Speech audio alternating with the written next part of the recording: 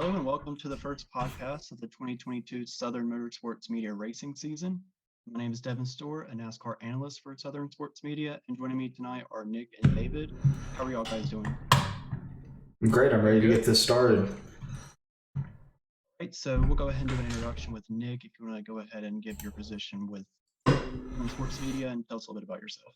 For sure. So I'm the president of Southern Sports Media. Started in 2019, technically, is Georgia Diecast Company. With COVID, we had a couple of things that didn't go our way, so we had to restructure, and we're now Southern Sports Media. David joined us last year, and we're looking forward to a good 2022. All right, and David, you can go ahead and give your introduction as well. All right, I'm David, the esports director for Southern Sports Media. Like I said, joined back up with Nick after like a year off with them last year. But before that, we raced on iRacing for the past 4 years? 4 years together. David met me when I was 14. Yeah, it's not weird at all. No. Considering I'm 34 now, so I was 30 when I ran it. No, how old are you now? I'm 19. I was 29, so yeah. Yeah, Weird at all. and I could easily beat David in iRacing back then. Still can. But yeah. Go ahead. Go ahead and let's hear a little bit about yourself, Devin. Yeah, so I joined last fall. I'm a student at Appalachian State University. You got something to say there, bud? Appalachian, not Appalachian. I'm studying electronic media broadcasting with a concentration in journalism news writing. I'm on track to graduate in December, and I'm a big NASCAR fan. Hope to one day work in the sport, and I'm glad to be here tonight. So we got plenty to talk about.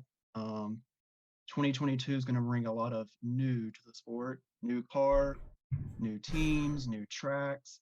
So I guess the best place to start is there's new faces and new places. Obviously, we have now Brad Keselowski joining Roush Fenway Racing. What are y'all looking for when it comes to expectations for RFK Racing this season? Expect them to finish, in the top 5 a couple times. Yeah, they should be a playoff team, especially with the new car. Actually, we have no idea what's going to happen this year. Brad Keselowski is a solid wheelman, and I think if you put him in that car a couple of years ago, he could have even made the playoffs then. So I think we'll just have to see kind of if this next gen car is what it's advertised to be. Yeah, it's definitely a step up from Newman. No offense to Newman, but he got the playoffs a couple times, got to the Final Four once. But honestly, I look at that as one of a fluke seasons. Like, he had a good consistent finish, but he never stood out. But so I think he's definitely a step up, and I also think he brings just as much experience and technical aspects that Newman brought. But I think he's going to be a solid, like you said, a solid wheelman and a definitely step up. Hopefully, he can energize the almost dying Roush Fenway team. It's been kind of sad to see them go from the 90s, 2000s with dominating cars, running 4 or 5 cars, all 5 of them making playoffs, to honestly almost dying as a team over the past few years. Yeah, definitely. And I kind of want to add in what can Keselowski do for Chris Buescher? I mean, he's had a win at Pocono in 2016, but what is he going to be able to help Chris Buescher become a better driver and therefore more competitive? I don't think you can ever go wrong with a champion helping a younger driver. I'm not saying Chris Buescher is younger, but like I said, he had a win in 2016? Yeah, Pocono rainout. So 2016. So he's been in the sport and in those cars for a while, but at the same time, he's not really had the greatest teammates. He had Recky Stenhouse. What you trying to say there? Just call it as I see it. Dude's a wheelman, bro. Yeah, sometimes he wheels it too hard. That's why Roush pulled him out of the Xfinity ride for a while. That's true. But I think he needs that mentor type driver to kind of coach him along. And I think that'll be a big plus for him, just to get that talent, experience, and championship mentality to work with him. I saw some killer instinct out of Chris Buescher last year at Daytona. I don't remember if y'all watched it, but I was at that race, and Chris Buescher was doing some risky stuff trying to win that race, like some Stenhouse level blocking. And I think if you pair up that kind of aggression with someone like Keselowski's plate ability, I mean, who knows what that could look like, especially in like 2 weeks. Yeah, definitely. And from one champion to another, we have Kurt Busch now joining 2311 Racing in the 45 car. Do you expect him to bring the same experience, motivation, confidence to that racing team? I think he's kind of got to. I think it's almost a put up or shut up type year for his teammate, their new teammate, Bubba Wallace. Um, I think that there's his season one with the brand new team's done. They're going to have the same level equipment going into this season, so I think it's going to be a real test of season to see where Bubba Wallace actually is as a driver and as a talent. Kurt Busch, I mean, probably would still rate him in the top 10 wheelmen in this series right now. Would you put who wins more races this year, Kurt Busch or Bubba Wallace? I would still have to go with Kurt Do you think he'll if win? they win a race. Okay, so you think he may win one? He may win one. What about you, Devin? Yeah, I expect Kurt Busch to at least, I'm saying 2 or 3 wins. Kurt Busch is just, like you said, David, a very great wheelman. And it's just like you said with Bubba Wallace, it's kind of a do or die season. With Kurt Busch being over there now, if we don't see more consistent runs out of Bubba Wallace, it's going to kind of make people question, you know, his consistency as a driver. But yeah, I expect Kurt Busch to get at least a few wins this season. For sure. And I think the TRD support will be, isn't it the only manufacturer he's never driven for? I believe so. So kind of complete the trifecta for him. But yeah, I think big expectations should be set for 2311 this year and moving forward. Hopefully they both run well. Be good for the sport. Well, I mean, you still saw a big improvement from the first half to the second half. I mean, the first half, you got Trackhouse just completely waxing them as new teams go. And then Trackhouse should have won a race. Bristol Dirt. Yeah, they should have won a race. But then leveling off through midseason, and then honestly, I saw 2311 start to pull ahead of Trackhouse there towards the end of the season, just with more consistent finishes. For sure. And I guess we can go ahead and talk about Trackhouse of Ross Chastain. Who do you think will run better, Ross Chastain or Kurt Busch? I'm going with experience, so I'm going to have to say Kurt Busch because he is a champion. He has won numerous races. Ross Chastain is a very great driver, very aggressive driver, and so is Daniel Suarez. So that's going to be quite the team right there at Trackhouse Racing because those are two good aggressive drivers. Yeah, I agree with you 100% that Suarez and crap, my mind's going blank. That they're both like extremely aggressive drivers, but I don't know if it was necessarily the right move for Trackhouse to bring in two. I mean, you got to think Suarez is still in his own fourth full-time, season, fifth full-time season, if that, in the Cup Series. I would still like to have seen them go out and get an actual veteran to bring in there to evaluate the team, to help progress the team, and kind of steer them in the right direction. With two relatively newer drivers, I think that's going to be a downside, for them again this season. Going from one team to two teams, but you still got two relatively newer drivers to the series with not much experience. I think that's going to show, and that's where I think 2311 is going to get the jump on them. For sure. And now, if you look at, let's go ahead and talk about this rookies. What rookie do you think is going to have the best year? I got Austin Cindric. I mean, Team Penske Racing. I know Harrison Burton's in the Wood Brothers Penske affiliate car, but I expect Austin Cindric to do well this season. Logano and Blaney, great teammates, great equipment. I expect Cindric to have the better season, but I do see Burton. I think he will win at least one race this season. Harrison Burton? I do, yes, Harrison. What about you, David? Oh yeah, I'd probably still have to go with Cindric. I mean, you got to look at last year, just last 2 years in the Xfinity series. I mean, I would have to say an equal equipment. Harrison got what, two wins 2 years ago, 2 or 3 wins. Cindric got what, 5, and then got another 4 last year. And Burton couldn't pull off a win when just about every single week his teammate, his other full-time teammate, Hemrick, sitting there battling for wins every single week. Ty He's Gibbs. maybe scratching the top 5. For sure. You think that? So I mean, I think it was a smart move to bring him into that car. You got new talent. You got an actual sponsor coming with him with Dex Imaging.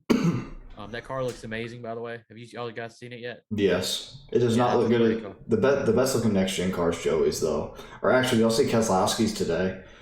Keselowski, Coolidge. Yeah, that looks so good. You can pre-order that on our website, too. But yeah. Go ahead, Devin. Yeah, so one other team I kind of want to touch on is Petty GMS with Eric Jones and Ty Dillon. Kind of going back to the Trackhouse deal, we don't have a veteran per se in that team. And so what do y'all expect from that team this season? Do you expect wins? Do you expect just consistency? Bunch of torn up race cars and 24th in points for the 42. Yeah, I agree with that. I mean, I have nothing against Ty Dillon, but he is a overcompensator. When he is running in good equipment, he tries too hard. When he's running in bad equipment, he tries too hard. There is no middle ground. He's not a terrible driver. He just doesn't. The chip's too big. Yeah, it's just like last year with the first couple races. He ran 5 races and wrecked in 4 of them. Yeah, and then 3 of them were completely his fault, 100%, just trying too much. Take what your equipment will give you. Understand what you're in, what kind of car you're in. Take what your equipment's going to give you. When you got great equipment, you're going to have to step up and make those jumps. But unless Petty has a big influx of money coming into that team, I still see both of them, like what Nick said, 20th plus in points if they can crack the top 25. I hope GMS is bringing. I just saw Black Rifle signed on for, was it 7 races? Yeah. For Dillon. So, I mean, I hope they get some good sponsors that are willing to spend and able to get that name back out for mediocrity. Yeah, definitely. And kind of want to end this segment with saying, with Daniel Suarez and Eric Jones, they've been in the sport for quite a few years now. And especially for Daniel Suarez, it's time for him to win a race. He's raced for Joe Gibbs Racing, Stuart Haas Racing, and I think this is the season that he's going to have to win a race. It's a make or break season for Daniel Suarez. Yeah, and I think he's in more of one of those situations than even Bubba Wallace. If you take the media pressure out of it, it's definitely Daniel Suarez that has to show up. And we're not saying Daniel's a bad driver, but he's also going to be in the spotlight with Trackhouse because I mean they're now in a worldwide promotion. I mean they're not a race team; they are an entertainment business. Like they are venturing out left and right, drawing in a lot of people. A lot of fundings are coming in. I would love to see Trackhouse do good. I mean I think it's a great concept that they're running out of their team, and they're enterprise, if you want to call it that. I think that's a better word for it. But then you got to look at the other side of it too. You got to think Eric Jones and Suarez, I don't think were given top tier, the top cars out of that fleet when they were both at Gibbs. I mean, I can't say that they're terrible cars, but I don't think that was the best that they had. I mean, it's weird saying it, but I mean, they're all coming from the same shop, but it's weird to say. And then Daniel Suarez's time at Stuart Haas was just god awful.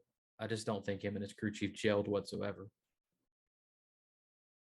Yeah, so talking about teams and cars, let's kind of transition to the car itself.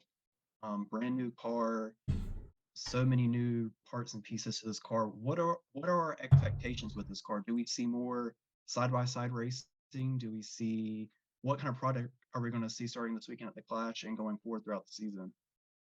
Well, I think at the Clash we're going to see a demo derby. Just based off of the product we've seen in iRacing, that track is way too small for 20 something cars. Especially when you have people that they kind of have nothing to lose. So like some of these people that aren't going to be running full time but can still run the Clash, they're just going to go up there, leave it all out there. Oh yeah, yeah, I agree. Honestly, I think it'd have been a smarter move for them to run last year's car, just because of you're still hearing all these shortages, and these cars maybe only have 3 complete cars. Kevin Even though Harvick's taken one to Daytona for the whole yeah, week. it's just scary. Like it's scary to think about. I mean, understand that there you can just unbolt and rebolt the clips on these things now. I mean, you don't have to completely re-weld and refabricate the car. Like when Austin Dillon wrecked at Charlotte during the test, 8 hours later they had the car back out there for the night test. I mean, it's a quick turnaround, but when you're in LA, I mean, that's not a quick little You 20 can't go minute back to drive the back. shop. Yeah, Yeah. it's not a 30-minute drive back to the shop. And then tearing up more parts. I mean, these guys don't have enough parts to build more than 3 complete cars at a time per team, or not per team, but per car. Mm-hmm. So, going into the Clash, it's kind of scary, but I think it's going to be entertaining. Not for the team so much, but for the fans. Hey, I don't work here, so it'll be fun. I'm just here to watch. Yeah, Yeah, I ain't fixing. I'm not fixing that, right? But then going into Daytona, when you realize you only have 2 cars after that, because I mean these cars don't wreck lightly at Daytona. I mean they don't little fender benders. I mean these are, even though they're interchangeable parts that you can just replace stuff. I guarantee you there's going to be few cars that are not repairable. I mean, that are going to have to be totaled out and get a whole new car. Then that leaves you with what, 2 cars for the entire West Coast swing? well, yeah, and if you tear the front clip off of it, it doesn't matter if it's the Gen 6 car or this car, you still tore the front clip off of it. And that's going to take a whole bunch of hours. And yeah, if you're out there in Phoenix and you wreck, or if you go wreck at Auto Club and then you go wreck at Phoenix, what are you going to do? I keep hearing that they're going to have like clips stage, like somebody with the trailer full of front clips and a trailer full of rear clips out somewhere close. They need to. But yeah. With the shortage of parts and all that, do we expect a calm start to the season? I mean, I know it's the Daytona 500, the biggest race of the year, but are we going to see a calm Daytona 500, or is it still going to be the same product we usually see year after year? I mean, it may be the calm first 170 laps, but those last 30 laps are going to be just like they are every single year. At the end, even for watching the 1.5-mile runs that they're getting, like I haven't seen an entire pack at Daytona yet. I mean, because they only had 10 cars, 15 cars out there testing the last test. So, I mean, I didn't see big runs, but I mean, you're looking at the runs that they're getting at the 1.5-mile tracks. Now they just magnify that. I mean, they're going to be huge, and bad blocking, desperation blocking. I think it's going to be a lot of tore up cars and a lot of pissed off crewmen. Well, at the end of it, you have a Daytona 500 trophy to go win, and I think all rational thinking is going to go out if you have a chance to win it on the last lap. Yeah, most definitely. Yeah, race car drivers have a very long memory, but then they forget about the big picture also when they get that checker flag dangling in front of you. Denny Hamlin doesn't have a very long-term memory. He's just a hack. Yeah. So, who's y'all's prediction to win the Clash? If we're tearing shit up, I'm going Stenhouse. Oh, I'm gonna go with a guy I've liked since the Xfinity series. I'm gonna see Tyler Reddick. There's a whole bunch of people picking him, bro. Really? Go out on a limb there. Yeah. That's a solid pick. What about you, Devin? Honestly, to me, it's the same deal as Daytona. It could be anybody. But I expect Denny Hamlin or Chase Elliott. I mean, short track racing. I don't know if they can survive and not get wrecked. I feel like it'll be Hamlin or Elliott's race to win. That's not a bad choice. I think you're gonna see a differing strategy over a lot of cars, like what Nick was saying. You're gonna have people that just don't care. They're just there to put on a show. And there's prize money in this or something, right? Yes, there is. Okay. Is there points? No. Okay. I didn't know if they were doing like 1 or 2 points because they were talking about it for a little bit. But they used to do it. Yeah. So, I mean, I think you're going to have people that are going to try to race smart, especially your smaller, big time teams, if you want to call them that. Like your two car teams, let's say front row, Live fast. live fast, those kind of people. I think they just may go out and turn it as a practice session. But then your big teams that got unlimited fundings, or you're going to see them just tear to the wind and go for it. Yeah, and what makes this interesting with this clash is we have heat races and last chance qualifying races. So, if you tear your car up in a heat race, where's that going to put you in if you don't make the top four in the heat race when you go to your last chance qualifier and then when you go to the main event. So, you're going to see those, like you said, those smaller teams are going to try to save their equipment during those heat races, but at the same time, they have to race aggressively to make the event. So, I mean, it's a really fine line between being too calm and then being too aggressive and tearing up your car before we ever get to the main event. For sure, but a lot of these guys grew up short track racing, so heat races and LCQ should be nothing different, unless you're like an Anthony It's not the Alfredo. truck series. Yeah. But yeah, sorry, he should never have raced a cup car. yeah. I mean, look at what John Hunter did in that car. Will Todd Gilliland have John Hunter Nemechek type success? I think he'll have similar. I don't know. I mean, he matured a lot this year in trucks, like a lot from beginning to end of season. I mean, you saw two completely different drivers because he came from ARCA and K&N just dominating everything, and then gets up to, I want to say, real competition in the trucks. Because I mean, you got to think in ARCA and everything, you got maybe 4 cars that are capable of winning. Well, as soon as he told Kyle Busch to kiss his ass on the radio, it all changed. Yeah, so looking ahead, way ahead, in the 2022 season, who do you expect to have a breakout season in the Cup Series? I'm going to go with who David picked to win the race. I'm going to go with Tyler Reddick. Probably win 3 or 4 races. Yeah, he's been so close. He's that whole team, not Austin Dillon's team. They've kind of stayed static, but I mean that whole second RCR team has leaps and bounds different over the past 2 years that he's been in that car. I mean, you've seen huge differences, and that kid is one hell of a driver. I don't care what you say. If this was Gen 6 car, I'd pick him to make it around to 8 this year. I agree. Yeah. It's good to see these other teams starting to come back into the spotlight, on top of these bigger teams. I mean, RCR has been a good team for the longest time and then kind of fell off, and then they're starting to make great strides. Yeah, I feel like with this new car, it kind of gives everyone a fresh start. And I mean, I see the smaller teams like Reddick, like Trackhouse, being able to be more competitive this year. And, the gap between the most dominant team and the smaller teams is going to be closer this year. So I expect Tyler Reddick to have a great season as well. Yeah, in all technicality, the way NASCAR wants this is supposed to be a spec chassis. Like all these cars are supposed to be identical. You have a few things that you can adjust for what your driving style. So in reality, I mean, it should be the best driver you're gonna see rise.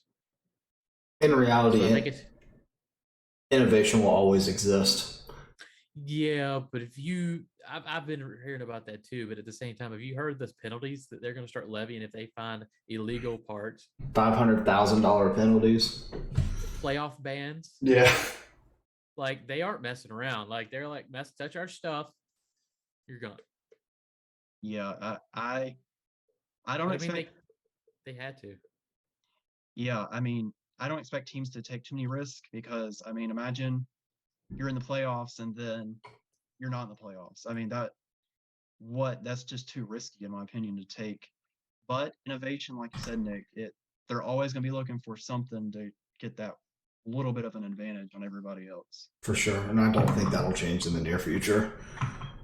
And I do think someone will get one of those L2 penalties this year. I agree. And I bet it comes out of the HMS camp. Yeah, so Kyle Larson last season comes in, 10 races, wins the championship, absolutely dominates. So looking ahead to this year, who do y'all have winning the championship? I know it's early, we've not even seen any racing yet, but who do you think is going to win the championship? David, you can go first. uh as my way early pick, I mean, you gotta, like what we just talked about, this is supposed to be a spec chassis. I mean, every car is going to be identical except for the adjustments and shock, springs, air package. I mean, you can't adjust aero, you can't adjust anything like that. So it should be the best driver is going to win. And honestly, the best driver on the planet is probably going to win it again. I mean, I don't. It's hard to say anything bad about him. I mean, the dude is probably the best wheelman on the planet, hands down. No matter what he gets in, he's fast as hell. He picks up on anything fast as hell. So I don't think this rules package or new car is going to be anything different. I mean, he goes last year, jumps in a dirt late model for the first time, wins his second race out. Like, come on. The kid's got talent beyond belief. And me being as big a Chase Elliott's fan as I am, I can't see Chase competing at that caliber of a level. I'm not saying he's a bad driver. I'm just saying I don't see they're more about there. But I also think it's going to turn that HMS, and everybody's going to have to step up because he's putting the burner to him.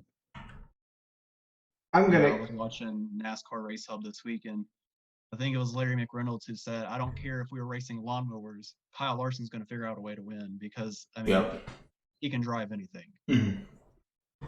That's definitely the obvious pick, but I'm going to go with Kyle Busch. Definitely been a couple off years for him, but like you said, if it's the best drivers and being able to put them in the same equipment, best drivers, I think it's either going to be Kyle Larson or Kyle Busch. So you think it's going to be a Kyle and Kyle show all year long? Yes, just like it was in, 2014, 2015 in the Xfinity Series. What about Slide Job, man? Slide Job. Yeah. Well, I had that, but yeah, I think they're the two best wheelmen in the Cup Series right now. As much as I dislike Kyle Busch, I have to agree. Yeah, I agree with both of y'all. Kyle Larson, not much to say about that. Kyle Busch, great race car driver. But I think this year we see a first-time champion, whether that be a Denny Hamlin or a Blaney or whoever. I see Busch and Larson getting to the Final Four, but I do feel like this year will be a first-time champion. If it was Blaney, I'd be very happy. Denny Hamlin, I'd probably turn it off. Yeah, I'm a Blaney fan, but I agree. Yeah. Denny Hamlin, I mean, that's one thing he hasn't won at this point is a championship. Probably the one thing he isn't going to win. Yeah. I mean, he did say winning the Daytona 500 is more important than winning a championship. He can't close. It's been proven time in and time out. He's been so close so many times and just doesn't have that ability to do it. 2019 wasn't his fault. They were hauling the mail at the end of that race and then, put a piece of tape on that's bigger than David. I mean, what's going to happen? Hey. Lost like 50 pounds in a passenger, so kiss my ass. All right, so I guess we can wrap up I'll ask what race are y'all looking most forward to this season and why? Because I'll be there. Hey, you're going to be with me, right? Martinsville night. Yeah. We're going to see we're really going to see this week how tough these cars are. And I think that's going to be a big indicator on what we're going to look like on short tracks. If they're going to be scared to touch because the parts can't handle it, or if they can bounce off each other, I think we're going to see one hell of an aggressive night. I mean, you got to think the fall race. I mean, you were there. They were elbows out from honestly the drop of the green flag to the end of that race. It's great. It was great racing, but I'll definitely look forward to that. Look forward to being with my family there. Nick, you should come on down. Hopefully I can. We got a whole bunch of stuff coming up here soon. When is the Martinsville night race? I think it's April the 9th. April the 9th, man. That's the week after. Busy 2 weeks. That's the week after something that's getting announced here in March. But yeah, hopefully stay tuned for that. But yeah, as we wrap this up, if you watch this podcast, enter code Harvick for 15% off this diecast right here on your checkout. Bristol Dirt. Check it out. Oh, for sure. See all my pretty diecast back there? Where'd you get that one on your desk? Oh, that guy right there? Uh It's the Martinsville win from 2020. It was a damn good year. huh. I got it from this kid I know. Started some business a couple years ago Oh, yeah, about sports media, some weird stuff he's doing now. for sure. Well, you have anything else to add? Anybody? No. You can If you watch, thanks for watching. Hope you enjoy the content. Definitely have a lot more coming out. I don't know the schedule. I think we got one leading up into the Daytona 500, but we may put in a couple more leading up to it, talking about different series. I think that'd be probably prime to talk about Truck Series and Xfinity, and then going into Cup. But And we have a bunch of expect a lot. announcements. Weekly, yeah, probably weekly shows. Definitely. Maybe some surprise faces will show up with us. We Working got on stuff it. in the works. Yeah, we got some stuff in the works. So fingers crossed with us, everybody. Yep, I'm looking forward to it. Thanks everyone for watching. It's going to be a great season, I do believe. I'm ready to get it started this weekend. Yeah, just really excited about this season. For sure. Well, thanks everyone for watching, and we will see y'all next week. Bye.